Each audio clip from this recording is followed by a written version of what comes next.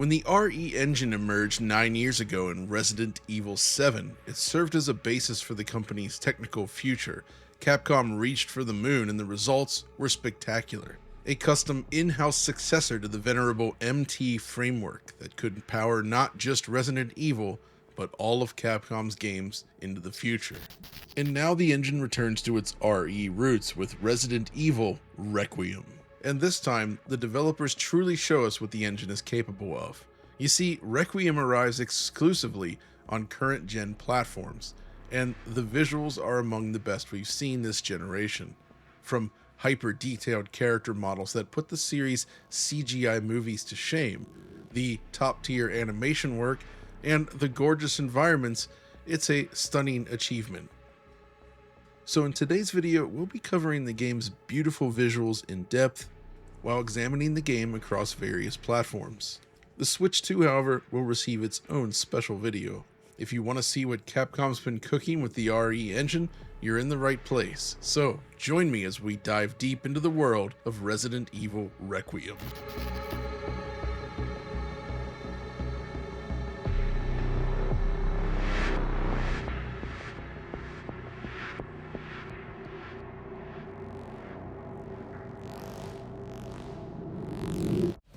Looking to get your hands on a free Resident Evil Requiem PC game code? Well, MSI has the promotion for you. Purchase a select MSI gaming monitor or desktop PC, write a review on an eligible retail platform, register your product with MSI, submit your details, and the game code is yours up until the end of March or while stocks last. Check out the video description below for eligible hardware, terms and conditions, and to learn more.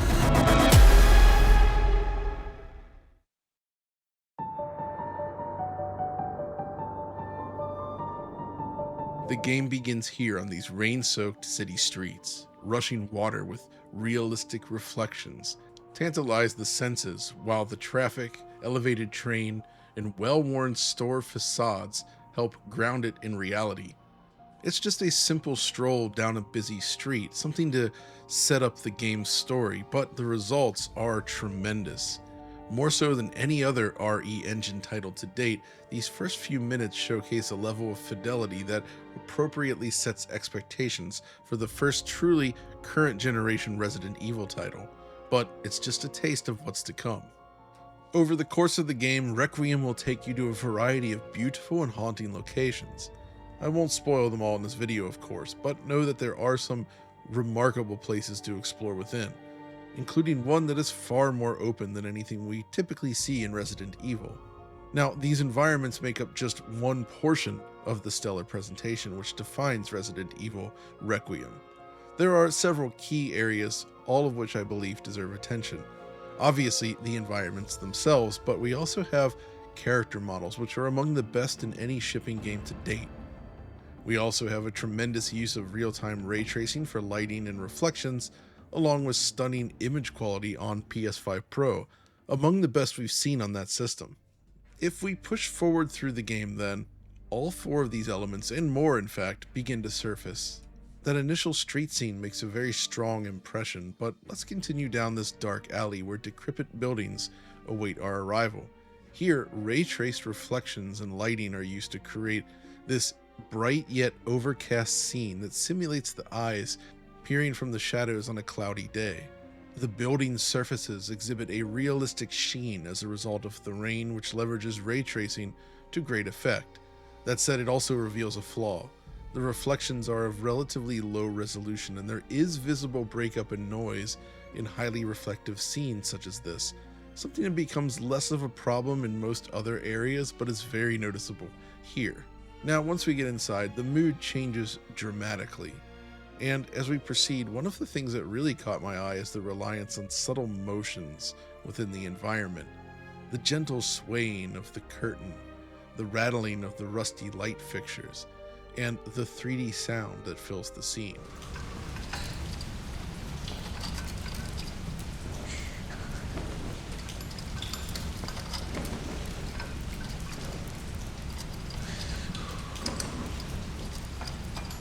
Volumetric lighting is utilized throughout to help fill the hallways with atmosphere, Light pierces the darkness like illuminated daggers, working in tandem with subtle motion to create dramatic scenes such as this.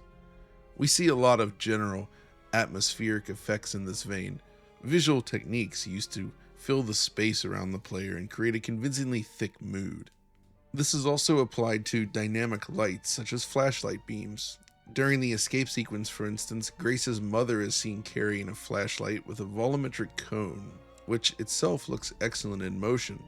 But if we move ahead and stop here, I love the way the light plays off the various surfaces, highlighting the intricate wooden texture detail with realistic specular highlights. It's really great looking. And in fact, if we jump ahead just a little bit, using our own flashlight, take note how, thanks to ray traced reflections, the projection of the flashlight beam can be observed in reflective surfaces like this glass cabinet here. A really nice touch. As we continue forward then, you can grab this envelope from behind the painting, and when it pops up, I noticed something interesting. Inventory items do not use any sort of anti-aliasing. Perhaps they're using some sort of render to texture trick to overlay them. Either way, this allows us to take our first pixel count, and the results are 31 out of 60 samples, or just above 1080p. Wait, that low? Alright, well, let's check out the normal graphics then by counting pixels after a frame cut. The results are the same, yet if you look at the image here, it's crystal clear. The perceived resolution seems significantly higher, suggesting that it's being reconstructed up to 4K. The results are arguably the best we've ever seen in any RE Engine game to date, and certainly better than we usually see on these consoles. It's really impressive stuff. But it also highlights another interesting feature of the PS5 Pro version. It has two modes. That's right, in the options menu, it's possible to disable the game's ray tracing features entirely, which in turn enables a true 120Hz mode that prioritizes high frame rates. Now, we'll talk about frame rates later, but the key here is that the resolution remains roughly the same, around 1080p, yet the perceptible image quality is much worse. So it would seem that the upsampler I mentioned earlier is simply disabled in this mode. Take a look at this City College Critters sign. Using the ray tracing on setting, the text is very clear and highly legible. It's somewhat blurry in the 120Hz mode, but look below it, you can read no standing anytime on the left here. But the right side is so blurry you cannot read it at all. Both count just above 1080p, yet there's a huge difference. Or how about the scene during the introduction? Look at the pillars here on the right. They're completely distorted in the 120Hz side. In fact, it kind of suggests that they're using AMD's FSR1 here, which would explain a lot about the image quality. So we have FSR1 versus some sort of temporal upsampler. So by disabling ray tracing, you give up a lot of image quality in exchange for a higher frame rate. But of course, as the name implies, you also lose ray tracing, both the lighting and reflections. And even this very first scene immediately shows a noticeable difference. The glass of this office building, for instance, just uses a cube map in the 120Hz mode. It looks far more realistic with RT reflections, right? You also lose things like this, the flashlight reflecting in the glass here. Without ray tracing, you don't see this at all. Though they do try to simulate this on opaque surfaces using SSR, but when anything occludes it, it can look a little bit messy like this. Conversely, the effect here is a little more subtle with ray tracing enabled, but it's more natural and doesn't have these occlusion issues. Honestly, the difference between ray tracing enabled and ray tracing disabled isn't gigantic throughout the game. It still looks good either way, but it definitely adds additional nuance to the image in addition to the vastly superior image quality, making it the best way to play it. But even still, and this is something we'll get into in our next video, the visual scaling in this game is remarkable. Even when you remove key features such as the ray tracing, the resulting visuals are simply beautiful. So while the RT features do enhance the experience, it still looks incredible without it, making the 120Hz mode perhaps more interesting. But let's switch back to the quality mode, and if we jump back into the flow of the introduction, we're finally introduced to Leon via this gorgeous scene. The rain-swept train yard is stunning to behold on its own, but then we cut to Leon himself, and yeah, the level of detail here is just incredible.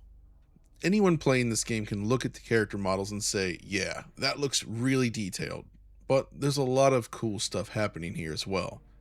Capcom's art team has been at the top of the industry for years, and RE9 is a masterclass in why.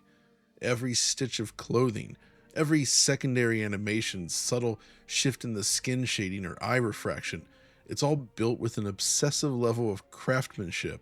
Their characters have looked real for a long time, but here they're pushing realism even further in smart, targeted ways. Take the strand-based system introduced in RE4, used for hair. This time there's no toggle, it's simply on, and it looks leagues better. In Resident Evil 4, lighting sometimes struggled to integrate the hair naturally into the scene, remember? In RE9 that issue is gone, the hair is properly lit, properly shaded, and moves with a physicality that really sells the illusion completely. It's superb work. Leon's coat is another standout. The fur lining around the collar looks phenomenal, with individual fibers catching light in a way that feels tactile. Everything is lit and shaded expertly. Clothing materials across the board are so impressive. Leather really looks like leather, while fabric looks like fabric. His shirt here has a different sheen and weave compared to his jacket, for instance. Buttons have visible threadwork if you look closely.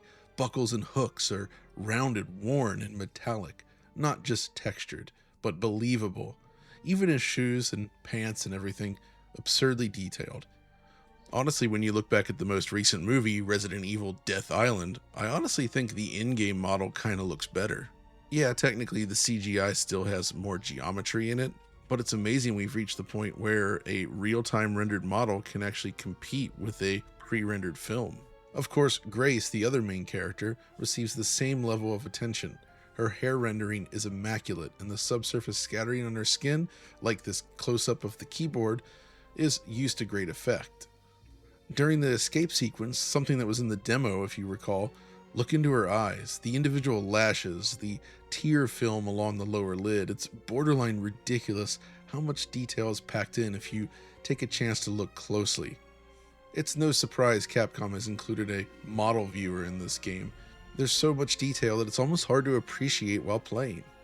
But it's not just the main cast either. Even background characters, the ones you'd expect to be a slightly lower priority, are rendered with surprising fidelity. Grace's boss, for instance, looks excellent, right? But check out this scene. If you pause the footage, you'll spot tiny little threads on his jacket. I noticed this during the cutscene. Now, if we jump over to the model viewer, take a look. Those threads are a ridiculously detailed part of the model. It's this attention to detail that really stands out.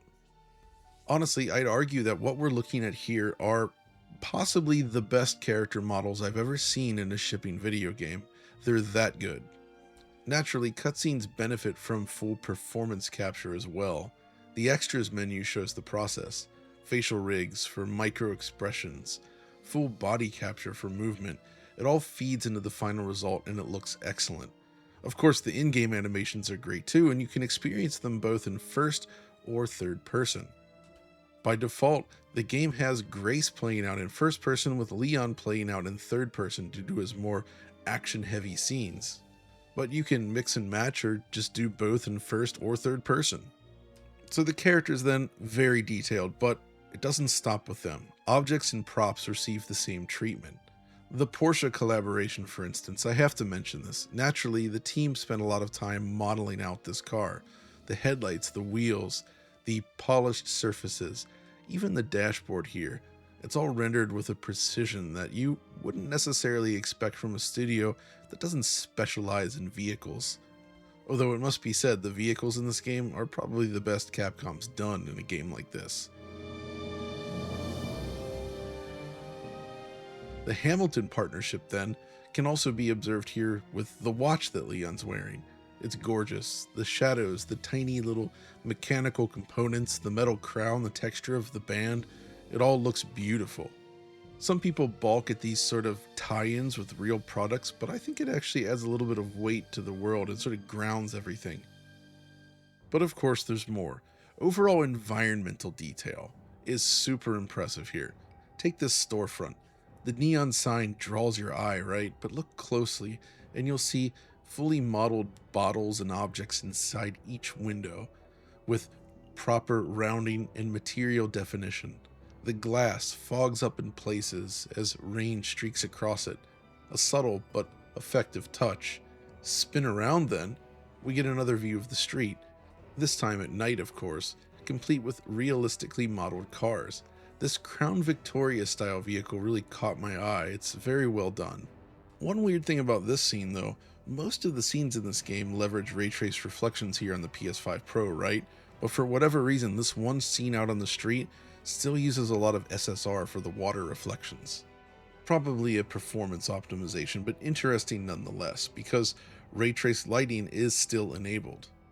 You can see it with how this sign renders differently between the two modes. But alright, let's move inside the hospital area now. The interior here is obviously less busy compared to what we were just looking at, but there's still a ton of small objects and clutter scattered about each room, and all of them are rendered with convincing materials. The result is a world that not only matches but often surpasses the pre-rendered backgrounds from the series' golden era. It specifically reminds me of the RE remake style of games, you know, lots of wood and marble alongside ornate decorations and houseware. Soft incandescent bulbs flicker across the room and are placed within delicate fixtures.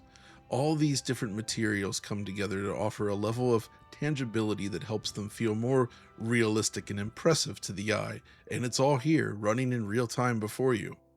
When you look out across the foyer, it really sings. The thing is, every location you visit in this game is packed with detail, and it really elevates it beyond any other recent Resident Evil title. They all look amazing, don't get me wrong, but this is a noticeable leap forward. Another area I really liked is this. It's a lounge beneath the hospital. The use of stone and metal lended a more modern appearance that really strikes the eye. When I saw this, I thought, man, if Metal Gear Solid 2 had been made today, it might look something like this. But these environments aren't just static. There's actually a lot happening in motion as well, both in terms of enemy encounters such as this, or this scene here where you're dealing with enemies within a burning cathedral. Very cool. At one point they play around with water, blood flooding down the steps here as you attempt to escape. It's a neat trick, and it really leans on a particle system to help give the effect of running blood. It looks cool.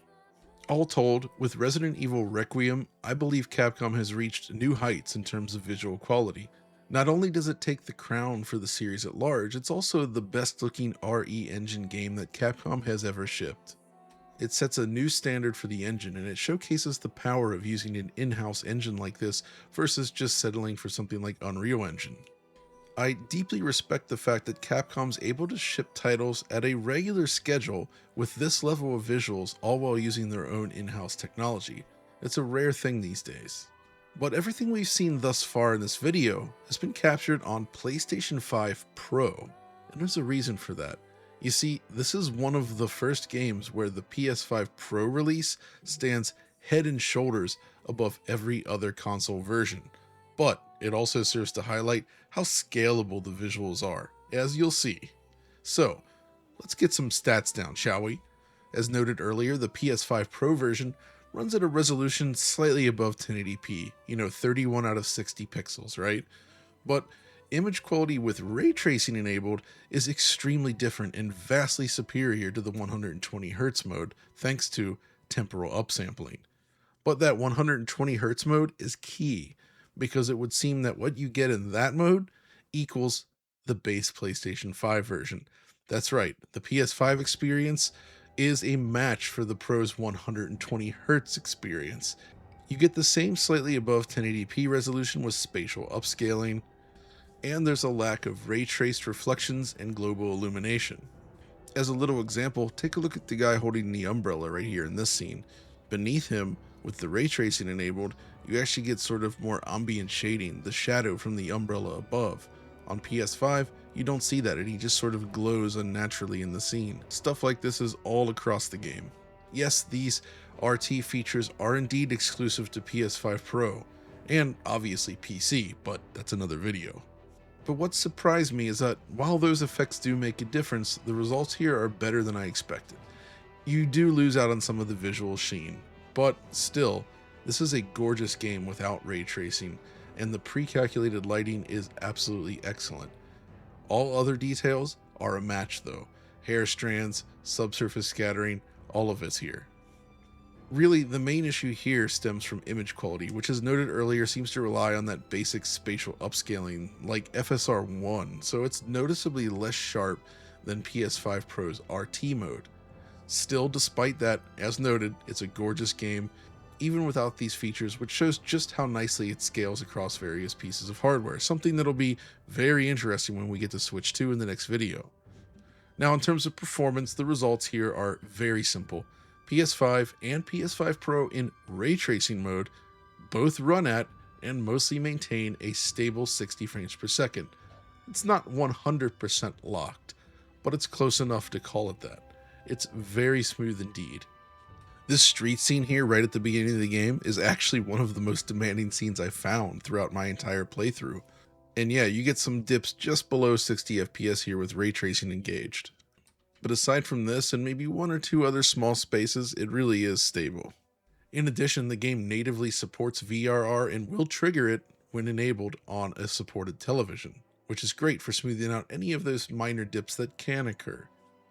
Now, the 120Hz mode on Pro is where things get a little more variable. It aims for 120, and it largely meets this goal, but it's not perfect, and there's a lot more variance here. Most TVs capable of 120Hz output likely do at least support VRR, so it won't be a big issue, but it is something that I noted along the way. That opening street scene again is pretty heavy in the 120Hz mode. But still, with VRR, it is pretty good, but I wouldn't want to give up the ray tracing and better image quality. Which brings us to Xbox. Series X is dead simple. It looks and runs exactly like PlayStation 5. You get the same resolution, same visual features, and same mostly locked 60 FPS. Yep, that means you get hair strands, but no ray tracing, along with that spatial upscaling. I'd be curious if there was enough headroom for slightly better image quality, but even as is, this is a very good experience on the Series X. Which leaves us with Xbox Series S, which is one I was very curious about. It's both how I expected, but also slightly different. You see, the rendering resolution is very low, coming in just around 720p or so, though the inventory item shortcut counts at 576p. The issue here is that it's using the same spatial upscaler that we saw on the PS5 and Xbox Series X version, but when your base resolution is so much lower, the results are really swimmy and noisy. And spoiler alert, it's worse than Switch 2. Still, it's not entirely surprising. What I didn't expect, however, was the removal of the strand hair system. Instead, we have a simplified hair mesh that simply doesn't look anywhere as good, which is kind of odd because the non-strand hair in Resident Evil 4 actually looked excellent. That suggests that the game's art was designed around this new strand hair system, and they had to develop a fallback for less capable hardware. To its credit, however, the Series S version runs very smoothly indeed. And even with its flaws, it is a nice looking game. The artwork does scale well. It's really just that the image quality doesn't look great on a larger display. It's blurry and smeary compared to every other version. I'll certainly be curious to see how this scales on Switch 2 and something like the Steam Deck though. So yeah, between all the consoles then, and it's rare to say this, the PS5 Pro just has a gigantic advantage here. You get significantly better image quality, a full suite of ray tracing features, and even the option to play at 120 FPS if you desire. Really great results for the PS5 Pro. Alright, so let's start rounding this out. There's some additional points I wanted to mention before we end the video. Firstly, HDR performance in black levels. One of the issues with recent Resident Evil games is that the black levels have been slightly raised, something that was especially bad in Resident Evil 2 if you recall. Now, I wanted to report here that both in SDR and HDR, Requiem does not exhibit this issue. Yes, you can boost the black levels back up if you desire, but it's now possible to get pure black out of the game, and boy does it look good. This game really shines on an OLED monitor. HDR is an interesting one though, because I didn't find it all that exciting here, but I still think it works pretty well. It does allow for a wider range between bright and dark, as you would expect, but the highlights don't really have much of a pop. However, I've also come to realize that perhaps my personal HDR preferences aren't necessarily quote-unquote accurate, so it's tough to gauge how good this really is. I loved the HDR presentation in Metroid Prime 4, for instance, but apparently it's technically wrong, so it's difficult to weigh in here without the tools needed to measure light output. I will say though that I prefer playing this game in HDR. It looks good. Lastly, the sound. I mentioned this a little bit earlier in the video, but it bears repeating. The audio plays a huge role in establishing the atmosphere in this game, and it's something that I really loved. But what's key is the way it communicates sound throughout an enclosed space. What do I mean? Well, consider this. Enemy and environmental sounds often occur in rooms that are different from the one you might actually be standing in. That is, the game is able to convey sound coming from, say, down the hall, around the corner, and in a different room in a way that's very convincing and creepy. So take a listen and you'll see what I mean.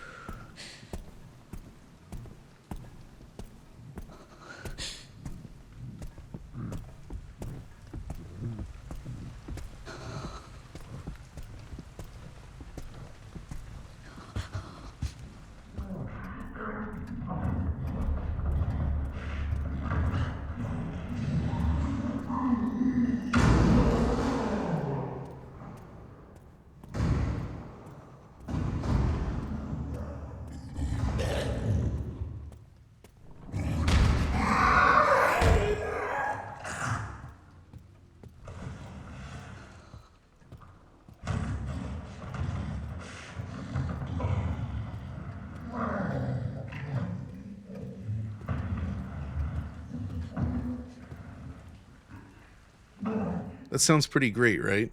With all that wrapped up though, let me briefly share my thoughts on the game if you're interested, because Requiem is an interesting game. It's an attempt to fuse both the slower paced first person gameplay of Resident Evil 7 and 8 while also offering the faster RE4 style action. It bounces between characters a few times early on, but then mostly locks onto Grace for a while before eventually jumping over to Leon to round out most of the rest of the game. I think it works. You get slower tension-based puzzle solving early on when things are still more mysterious. And the hospital, by the way, features excellent RE-style level design that'll have you scouring and slowly unlocking that entire area as you play, followed by some good old door-kicking Leon action with boss fights, scripted scenes, and just a lot more action. I can't show it here, but it even opens up into a pseudo open world environment similar to The Last of Us Part 2 at one point. It's all good stuff. Plus, the core mechanics are excellent. In fact, they're built directly on what has come before, I would say, and I love the option to play in both first or third person. The storytelling is also compelling and fun to follow, and the whole thing just feels great to play. When you consider just how many Resident Evil games Capcom has managed to develop over this generation, the level of quality and consistency is just super impressive. Capcom's efficiency here is top notch. They're one of the best in the industry. All that is to say, I love this game, and it definitely satisfied me as a Resident Evil fan in a big way. In fact, survival horror fans I think are eating pretty well these days. This is great. I am curious to hear what others have to think though, as the split character system may not appeal to everyone. If, for instance, all you wanted was some RE4 style action, this isn't that. Still, however you feel about the game itself, there's little doubt that this is a technical triumph for Capcom and once again raises the bar for RE Engine. It's gorgeous, it's optimized, and it's what you hope for from a big release these days, but don't always receive. Capcom is playing in a different league here. This is great stuff. Well done. But that's going to do it for this video. I hope you enjoyed this look at Resident Evil Requiem, and we'll have more coverage over the coming days or so, including the Switch 2 version and, of course, the PC version. Plus, there's one more surprise coming up, but we'll talk about that soon. That's all for now, though, so thanks for watching.